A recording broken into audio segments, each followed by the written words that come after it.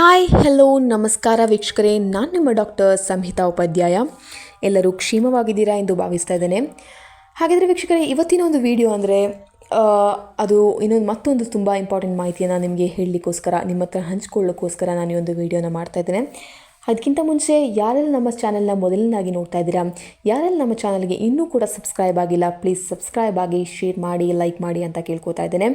ಹಾಗೆ ಇದ್ರ ಬಗ್ಗೆ, ಈ ವಿಡಿಯೋ ಬಗ್ಗೆ ನಿಮಗೆ ಏನು ಅನಿಸ್ತಿದೆ ಅನ್ನೋದನ್ನ ಕೂಡ ಕೆಳಗಡೆ ಕಮೆಂಟ್ ಮಾಡಿ ಅಂತ ಹೇಳ್ತಾ ಇದ್ದೇನೆ ವೀಕ್ಷಕರೇ. ಹಾಗಿದ್ರೆ ಡೈರೆಕ್ಟಾಗಿ ವಿಡಿಯೋಗೆ ಹೋಗೋಣ. ಹಾಗಿದ್ರೆ ಏನಿದು ಇವತ್ತಿನೊಂದು ವಿಷಯ ಟಾಪಿಕ್ ಅಂದರೆ, ವೀಕ್ಷಕರೇ ನೀವೆಲ್ಲರೂ ಕೂಡ, ಸ್ನೇಹಿತರೆ ನೀವೆಲ್ಲರೂ ಕೂಡ ಡೆಪಾಸಿಟ್ ಮಾಡ್ತಾ ಇದ್ದೀರಾ, ಪಕ್ಕ ಮಾಡಿರ್ತೀರಾ. ನಿಮ್ಮ ಒಂದು ಸೇವಿಂಗ್ಸ್, ನಿಮ್ಮ ಒಂದು ಉಳಿತಾಯ ಏನಿದೆ, ನಿಮ್ಮ ಲೈಫ್ಲಿ ಫ್ಯೂಚರಿಗೋಸ್ಕರ ಒಂದು ಉಳಿತಾಯ ಏನಿದೆ, ಇದನ್ನು ನೀವು ಮಾಡಲೇಬೇಕಾಗುತ್ತೆ.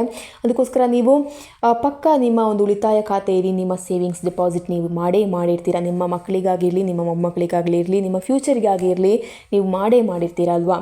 ಹಾಗಿದ್ರೆ ಇವತ್ತು ಈ ಒಂದು ಹೊಸ ಗೌರ್ಮೆಂಟ್ನ ಸರ್ಕಾರದ ಹೊಸ ನ್ಯೂ ರೂಲ್ಸ್ನ ಪ್ರಕಾರ ಕೆಲವು ನ್ಯೂ ರೂಲ್ಸ್ ಆ್ಯಂಡ್ ರೆಗ್ಯುಲೇಷನ್ಸ್ನ ಸರ್ಕಾರ ಅಪ್ಡೇಟ್ ಮಾಡಿದೆ. ನಾನು ಹೇಳ್ತಾನೆ ಇದ್ದೆ, ಸರ್ಕಾರ ದಿನದಿಂದ ದಿನಕ್ಕೆ ಹೆಚ್ಚು ರೂಲ್ಸ್ ಆ್ಯಂಡ್ ರೆಗ್ಯುಲೇಷನ್ಸ್ನ ಅಪ್ಡೇಟ್ ಮಾಡ್ತಾನೇ ಇದೆ. ಇದು ಸರ್ಕಾರದ ಸೇಫ್ಟಿಗೋಸ್ಕರ ಮತ್ತು ನಮ್ಮ ಸೇಫ್ಟಿಗೋಸ್ಕರ ಆಗಿರ್ತದೆ. ಹಾಗಿದ್ರೆ ಈ ಒಂದು ಎಲ್ಲ ರೂಲ್ಸ್ನ ನಾವು ಪಾಲಿಸಲೇಬೇಕಾಗುತ್ತೆ. Because new technologies, new trending ಏನಿದೆ ಅದು ಬರ್ತಾನೆ ಇದೆ. ಇನ್ನೂ ಅಪ್ಡೇಟೆಡ್ ಆಗಿ ಗ್ಲೋಬಲೈಸೇಷನ್ ಆಗೇ ಆಗ್ತಾ ಇದೆ ನಮ್ಮ ದೇಶದಲ್ಲಿ. ಹಾಗಿದ್ರೆ ವೀಕ್ಷಕರೇ, ಇವತ್ತಿನೊಂದು ವಿಡಿಯೋ ಅಂದರೆ, ನೀವು ಎಷ್ಟೇ ಬ್ಯಾಂಕ್ ಖಾತೆ ಇದ್ದರೂ ಸಹ ಈ ಒಂದು ನಿಗದಿ ಅಮೌಂಟ್ ಏನಿದೆ ಅದಕ್ಕಿಂತ ಹೆಚ್ಚು ಹಣ ಠೇವಣಿ ಮಾಡಿದರೆ ಅಥವಾ ಡೆಪಾಸಿಟ್ ಮಾಡಿದರೆ IT ನೋಟಿಸ್ ಬರೋದು ಗ್ಯಾರಂಟಿ ವೀಕ್ಷಕರೇ. ಹಾಗಿದ್ರೆ ಎಷ್ಟು ತನಕ ನಿಮಗೆ ಠೇವಣಿಯನ್ನು ಮಾಡ್ಬೋದು, ಡೆಪಾಸಿಟ್ನ ಮಾಡ್ಬೋದು, ನಿಮಗೆ ನಿಮ್ಮ ಫ್ಯೂಚರಿಗೋಸ್ಕರ ಇರುವ ಡೆಪಾಸಿಟ್ನ ಎಷ್ಟು ತನಕ ಮಾಡ್ಬೋದು, ಎಲ್ಲಿ ಗಂಟ ಮಿತಿ ಇದೆ, ಗರಿಷ್ಠ ಮಿತಿ ಎಷ್ಟು ಅನ್ನೋದ್ರ ಬಗ್ಗೆ, ಎಲ್ಲದ್ರ ಬಗ್ಗೆ ನಾನು ಈ ವಿಡಿಯೋದಲ್ಲಿ ನಿಮಗೆ ಇವತ್ತು ಅಪ್ಡೇಟ್ ಮಾಡ್ತೇನೆ, ಮಾಹಿತಿಯನ್ನು ನೀಡ್ತಾ ಇರ್ತೇನೆ. ಹಾಗಿದ್ರೆ ವೀಕ್ಷಕರೇ, ಈ ವಿಡಿಯೋನ ಎಲ್ಲೂ ಕೂಡ ಸ್ಕಿಪ್ ಮಾಡದೆ ಕೊನೆವರೆಗೂ ನೋಡಿ ಅಂತ ಹೇಳ್ತಾ, ವೀಕ್ಷಕರೇ ನಗದು ಠೇವಣಿ ಮಿತಿ ಅಂದರೆ ಏನು? ಆದಾಯ ತೆರಿಗೆ ಇಲಾಖೆಯು ಹಣ ವರ್ಗಾವಣೆ, ತೆರಿಗೆ ವಂಚನೆ ಮತ್ತು ಯಾವುದೇ ರೀತಿಯ ಹಣಕಾಸು ಅಕ್ರಮಗಳನ್ನು ತಡೆಗಟ್ಟಲು ಉಳಿತಾಯ ಖಾತೆಗಳು, ಚಾಲ್ತಿ ಖಾತೆಗಳು ಮತ್ತು ಉಳಿತಾಯ ಖಾತೆ ಅಂದರೆ ಸೇವಿಂಗ್ಸ್ ಖಾತೆ, ಓಕೆ. ಸೊ ನೀವು ಡೆಪಾಸಿಟ್ ಮಾಡೋದು ಉಳಿತಾಯ ಖಾತೆಯಲ್ಲಿ, ಮತ್ತು ಹಣಕಾಸು ಸಂಸ್ಥೆಗಳ ನಗದು ವಹಿವಾಟಿನ ಮೇಲೆ ಹದ್ದಿನ ಕಣ್ಣಿಟ್ಟಿರುತ್ತದೆ. ಪಕ್ಕ ನಿಮಗೆ ಹದ್ದಿನ ಕಣ್ಣು ಇಟ್ಟೇ ಇರುತ್ತೆ ಸರ್ಕಾರ. ಬಿಕಾಸ್ ಈಗಾಗಲೇ ತುಂಬ ಸ್ಕ್ಯಾಮ್ಸ್ ಏನಿದೆ, ಹಣನ ಬ್ಲ್ಯಾಕ್ ಮನಿ ಏನಿದೆ, ಇದರೊಂದು ವಹಿವಾಟು ಏನಿದೆ ಇದು ತುಂಬ ಹೆಚ್ಚಳವಾಗಿ ನಡೀತಾ ಇದೆ. ಹಾಗಿದ್ರೆ ಸರ್ಕಾರ ಇದನ್ನೆಲ್ಲ ತಡೆಗಟ್ಟುವುದಕ್ಕೋಸ್ಕರ ಏನು ಮಾಡ್ತಿದೆ ಅಂದರೆ, ನ್ಯೂ ರೂಲ್ಸ್ ಏನಿದೆ, ನ್ಯೂ ರೆಗ್ಯುಲೇಷನ್ಸ್ ಏನಿದೆ, ಅದನ್ನ ದಿನದಿಂದ ದಿನಕ್ಕೆ ಅಪ್ಡೇಟ್ ಮಾಡ್ತಾನೆ ಹೋಗ್ತಾ ಇದೆ ವೀಕ್ಷಕರೇ. ಹಾಗಿದ್ರೆ ಈ ಒಂದು ಬಜೆಟ್ ಮಂಡನೆ ಬಳಿಕ ಸರ್ಕಾರ ಏನು ಮಾಡಿದೆ ಅಂದರೆ, ಇಷ್ಟು ಹಣ ನಿಮಗೆ ಬ್ಯಾಂಕಲ್ಲಿ ಇಡ್ಬೋದು, ಅದಕ್ಕಿಂತ ಹೆಚ್ಚು ನೀವು ಡೆಪಾಸಿಟ್ ಮಾಡಿದರೆ, ಇದೆಲ್ಲ ವಿಷಯ ನೀವು ಎಲ್ಲಿ ಬೇಕಾದರೂ ಮಾಡಿ, ಯಾವುದೇ ಬ್ಯಾಂಕಲ್ಲಿ ಬೇಕಾದರೂ ಮಾಡಿ, ಇದನ್ನೆಲ್ಲ ಒಟ್ಟುಗೂಟಿ ಸರ್ಕಾರಕ್ಕೆ ನಿಮ್ಮ ಗರಿಷ್ಠ ಎಷ್ಟು ಇದೆ ಡೆಪಾಸಿಟ್, ಇದ್ರ ಬಗ್ಗೆ ಎಲ್ಲದರ ಬಗ್ಗೆನೂ ಸರ್ಕಾರಕ್ಕೆ ಮಾಹಿತಿ ಲಭ್ಯವಿದ್ದೇ ಇರುತ್ತೆ. ಬಿಕಾಸ್ ನೀವು ಮಾಡ್ತಾ ಇರೋದು ಸರ್ಕಾರದ ಬ್ಯಾಂಕ್ಗಳ ವಹಿವಾಟಿನಲ್ಲಿ ನೀವು ಕೂಡ ಒಬ್ಬರು ಅಲ್ವಾ. ಹಾಗಿದ್ರೆ ಸರ್ಕಾರ ಈ ಒಂದು ನಿಮ್ಮ ಒಂದು ಹಣದ ಠೇವಣಿ, ಉಳಿತಾಯ ಖಾತೆಯ ಒಂದು ನಿಗದಿತ ಒಂದು ಇನ್ಫಾರ್ಮೇಷನ್ ಏನಿದೆ, ಮಾಹಿತಿ ಏನಿದೆ, ಇದನ್ನು ಪಡೆಯಲಿಕ್ಕೋಸ್ಕರ ತುಂಬ ಪ್ಲ್ಯಾನ್ಸ್ನ ಮಾಡ್ತಿದೆ. ಹಾಗೆ ಪ್ಯಾನ್ ಕಾರ್ಡ್ನ ಕೂಡ ಅಪ್ಡೇಟ್ ಮಾಡಿದ್ದಾರೆ, ಇನ್ನು ಆಧಾರ್ನ ಕೂಡ ಲಿಂಕ್ ಮಾಡಿಸಿದ್ದಾರೆ. ಇದರಿಂದ ಎಲ್ಲ ನೀವು ಎಷ್ಟೇ ನಿಮ್ಮ ಒಂದು ಹಣನ ಬಚ್ಚಿಡಲಿಕ್ಕೋಸ್ಕರ ನೀವು ನೋಡಿದ್ರು, ನಿಮ್ಮ ಎಲ್ಲ ಹಣ ಏನಿದೆ, ನಿಮ್ಮ ಬ್ಲ್ಯಾಕ್ ಮನಿ, ನಿಮ್ಮ ಕರೆಕ್ಟಾಗಿರುವ ಮನಿ ಬಿಟ್ಟು ನಿಮ್ಮ ಬ್ಲ್ಯಾಕ್ ಮನಿ ಏನಿದೆ, ಇದ್ರ ಬಗ್ಗೆ ಮಾಹಿತಿ ಸರ್ಕಾರಕ್ಕೆ ಸಿಗುತ್ತೆ.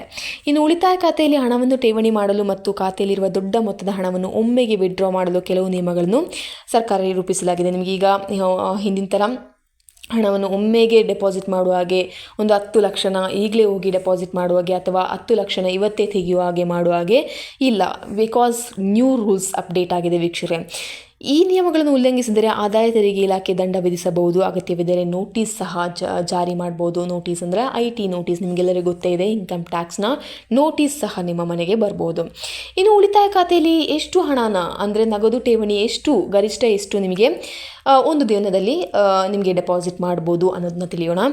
ಆದಾಯ ತೆರಿಗೆ ನಿಯಮಗಳ ಪ್ರಕಾರ ಉಳಿತಾಯ ಖಾತೆಯಲ್ಲಿ ಒಂದು ದಿನದಲ್ಲಿ ಗರಿಷ್ಠ ಅಂದರೆ ಮ್ಯಾಕ್ಸಿಮಮ್ 1 ಲಕ್ಷದವರೆಗೆ ಠೇವಣಿಯನ್ನು ಮಾಡ್ಬೋದು, ಅಂದರೆ ನಿಮಗೆ ಡೆಪಾಸಿಟ್ನ ಮಾಡ್ಬೋದು. ಒಂದು ದಿನದಲ್ಲಿ ನಿಮಗೆ 1 ಲಕ್ಷಕ್ಕಿಂತ ಹೆಚ್ಚಿಗೆ ಡೆಪಾಸಿಟ್ ಮಾಡುವಾಗೆ ಯಾವ ಬ್ಯಾಂಕಲ್ಲಿ ಸಹ ನೀವು ಈ ಬ್ಯಾಂಕಲ್ಲಿ 1 ಲಕ್ಷ ಇಟ್ಟು ಆ ಬ್ಯಾಂಕಲ್ಲಿ 1 ಲಕ್ಷ ಇಡ್ತೀನಿ ಅನ್ನೋದ್ರೆ ನಡೆಯೋದೇ ಇಲ್ಲ ವೀಕ್ಷಕರೇ. ಒಂದು ದಿನದಲ್ಲಿ 1 ಲಕ್ಷದವರೆಗೆ ಮಾತ್ರ ನಿಮಗೆ ಯಾವುದಾದ್ರೂ ಒಂದು ಬ್ಯಾಂಕ್ನಲ್ಲಿ ಠೇವಣಿ ಅಥವಾ ಡೆಪಾಸಿಟ್ನ ಮಾಡ್ಬೋದು.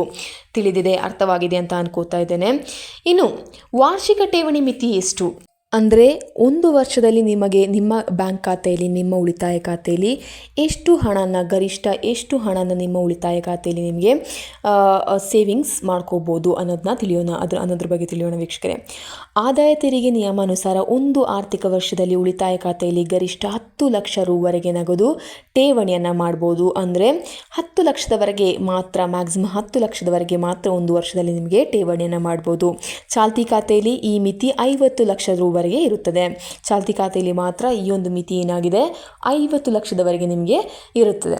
ನಿಮಗೊಂದು ಉಳಿತಾಯನ ಮಾಡ್ಕೋಬೋದು. ಆದರೆ 1 ವರ್ಷದಲ್ಲಿ ಉಳಿತಾಯ ಖಾತೆಯಲ್ಲಿ ಗರಿಷ್ಠ, ನೀವು ಯಾವುದೇ ಬ್ಯಾಂಕಲ್ಲಿ ಇಡಿ, ಗರಿಷ್ಠ 10 ಲಕ್ಷ ರೂ ಮಾತ್ರ ನಿಮಗೆ ಡೆಪಾಸಿಟ್ನ ಮಾಡ್ಬೋದು. ಇನ್ನು ನಾನು ಈ ಬ್ಯಾಂಕಲ್ಲಿ 5 ಲಕ್ಷ ಇರ್ತಾನೆ, ಇನ್ನೊಂದು ಬ್ಯಾಂಕಲ್ಲಿ 5 ಲಕ್ಷ ಇರ್ತಾನೆ, ಇನ್ನು SBIಯಲ್ಲಿ ನಾನು 5 ಲಕ್ಷ ಇರ್ತಾನೆ, ಕೆನರಾದಲ್ಲಿ 5 ಲಕ್ಷ ಇರ್ತಾನೆ, ಯೂನಿಯನ್ ಬ್ಯಾಂಕಲ್ಲಿ 5 ಲಕ್ಷ ಇರ್ತಾನೆ ಅಂದರೆ ನಡೆಯೋದೇ ಇಲ್ಲ ವೀಕ್ಷಕರೇ. ಬಿಕಾಸ್ ಇದರೆಲ್ಲ ಡೀಟೇಲ್ಸ್ ಒಟ್ಟಾಗಿ ನಿಮ್ಮ ಖಾತೆಯಲ್ಲಿ ಎಷ್ಟು ಹಣವಿದೆ ಅನ್ನೋದ್ರ ಬಗ್ಗೆ ಸರ್ಕಾರ ಲೆಕ್ಕ ಹಾಕುತ್ತೆ. ಹಾಗಾಗಿ ಕೆಲವರು ಏನು ಮಾಡ್ತಾರೆ, ಬೇರೆ ಬೇರೆ ಬ್ಯಾಂಕ್ನಲ್ಲಿ ಠೇವಣಿ ಮಾಡುವುದರಿಂದ ಹೆಚ್ಚಿನ ಹಣ ಠೇವಣಿ ಮಾಡ್ಬೋದು ಅಂತ ಭಾವಿಸ್ತಾರೆ. ಆದರೆ ಇದು ನಿಮ್ಮ ತಪ್ಪು ಕಲ್ಪನೆ ಅಂತಲೇ ಹೇಳ್ಬೋದು. ಆದಾಯ ತೆರಿಗೆ ಇಲಾಖೆಯ ನಿಯಮಗಳ ಪ್ರಕಾರ ಒಬ್ಬ ವ್ಯಕ್ತಿ ಎಷ್ಟೇ ಖಾತೆ ಹೊಂದಿದ್ದರೂ, ಯಾವುದೇ ಬ್ಯಾಂಕ್ನಲ್ಲಿ ಹೊಂದಿದ್ದರೂ ಗರಿಷ್ಠ 10 ಲಕ್ಷ ರೂವರೆಗೆ ಮಾತ್ರವೇ ನಗದು ಠೇವಣಿಯನ್ನು ಮಾಡ್ಬೋದು. ಅಂದರೆ ನೀವು ಎಲ್ಲಿ ಬೇಕಾದರೂ ಹಣನ ಇಡಿ, ಯಾವ ಬ್ಯಾಂಕಲ್ಲಿ ಬೇಕಾದರೂ ಹಣನ ಸೇವಿಂಗ್ಸ್ ಡೆಪಾಸಿಟ್ ಆಗಿ ಇಡಿ, ಬಟ್ 10 ಲಕ್ಷ, ಗರಿಷ್ಠ 10 ಲಕ್ಷ ದಾಟಿ ಹೋಗಬಾರ್ದು. ಹೋಗಿದ್ದರೆ ನಿಮಗೆ ಏನಾಗುತ್ತೆ, income tax notice, IT notice ಬಂದೇ ಬರುತ್ತೆ ವೀಕ್ಷಕರೇ. ಆಗಿದ್ದರೆ ಎಚ್ಚರವಾಗಿರಿ, ತುಂಬ ಎಚ್ಚರವಾಗಿರಿ. ಡೆಪಾಸಿಟ್ ಮಾಡೋಕ್ಕೆ ಹೋಗ್ತಿದ್ದೀರಾ ಅಂದರೆ ಖಂಡಿತವಾಗ್ಲೂ ನೀವು ಎಚ್ಚರವಾಗಿರಲೇಬೇಕಾಗುತ್ತೆ ವೀಕ್ಷಕರೇ. ಒಂದೊಮ್ಮೆ IT ಇಲಾಖೆಯ ಈ ನಿಯಮಗಳನ್ನು ನೀವೆಲ್ಲಾದರೂ ಉಲ್ಲಂಘಿಸಿದರೆ ಆದಾಯ ತೆರಿಗೆ ಇಲಾಖೆಯು ಅಂತಹ ವ್ಯಕ್ತಿಗಳಿಗೆ ಕಠಿಣ ಶಿಕ್ಷೆ ಮತ್ತು ದಂಡವನ್ನು ವಿಧಿಸಬಹುದು. ಅಗತ್ಯವಿದ್ದರೆ IT ನೋಟಿಸ್ನ ಸಹ ಕಳಿಸಬಹುದು. ಹಾಗಿದ್ರೆ ವೀಕ್ಷಕರೇ, ಈ ಒಂದು ವಿಡಿಯೋದಲ್ಲಿ ನಿಮಗೆ ತುಂಬ ತುಂಬ ತುಂಬ ಇಂಪಾರ್ಟೆಂಟ್ ಆದಂಥ ವಿಷಯವನ್ನು ನಾನು ಶೇರ್ ಮಾಡಿದ್ದೇನೆ ಅಂತ ಅನ್ಕೋತಾ ಇದ್ದೇನೆ.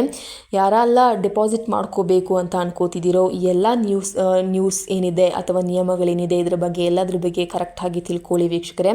ನೀವು ತಿಳಿಯಲೇಬೇಕಾದ ವಿಷಯ ಇದು. ಇದನ್ನು ತಿಳಿಯದೆ ನೀವು ಎಲ್ಲೆಲ್ಲೋ ಹೋಗಿ ಡೆಪಾಸಿಟ್ ಮಾಡ್ತೀರಾ, ಹಾಗೆ ಮಾಡ್ತೀರಾ, ಹಿಂಗೆ ಮಾಡ್ತೀರಾ, ಅಥವಾ ನಿಮ್ಮ ತೆರಿಗೆಯನ್ನು ಕಟ್ಟದೆ ನಿಮ್ಮ ಹಣವನ್ನು ನೀವು ಬಚ್ಚಿಟ್ಟುಕೊಳ್ಳೋಸ್ಕೋಸ್ಕರ ನೀವು ನೋಡ್ತಾ ಇದ್ದೀರಾ, ಸರ್ಕಾರವನ್ನು ವಂಚಿಸಲಿಕ್ಕೋಸ್ಕರ ನೋಡ್ತಾ ಇದ್ದೀರಾ ಅಂದರೆ ಇದು ನಡೆಯದ ವಿಷಯ ವೀಕ್ಷಕರೇ. ನೀವು ಎಲ್ಲಿ ಹೋದರೂ, ಎಲ್ಲಿ ಹಣ ಡೆಪಾಸಿಟ್ ಮಾಡಿದ್ರು, ಈಗಿನ ಒಂದು ಟೆಕ್ನಾಲಜೀಸ್ ಪ್ರಕಾರ ನಿಮ್ಮ ಹಣ ಎಷ್ಟಿದೆ ಅನ್ನೋದನ್ನ ಸರ್ಕಾರಕ್ಕೆ ಲೆಕ್ಕ ಮಾಡ್ಕೋಬೋದು. ಹಾಗಿದ್ರೆ ವೀಕ್ಷಕರೇ, ಈ ಒಂದು ವಿಡಿಯೋ ನಿಮಗೆ ತುಂಬ ಇಂಪಾರ್ಟೆಂಟ್ ಆಗಿದೆ ಅಥವಾ ತುಂಬ ಯೂಸ್ಫುಲ್ ಆಗಿದೆ, ತುಂಬ ಅನುಕೂಲವಾಗಿದೆ ಅಂತ ಭಾವಿಸ್ತಾ ಇದ್ದೇನೆ. Until then, see you in a next video. It's me Samhita Upadhyaya. ಧನ್ಯವಾದಗಳು.